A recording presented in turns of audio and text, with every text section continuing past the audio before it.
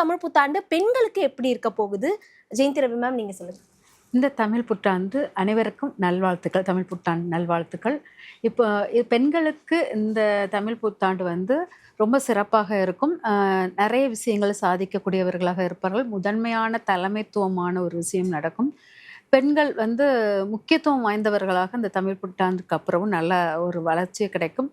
ஒரு தாந்திரிக மாந்திரிக வளர்ச்சிகளுக்குள்ள விஷயங்கள் இதெல்லாமே இருக்கும்.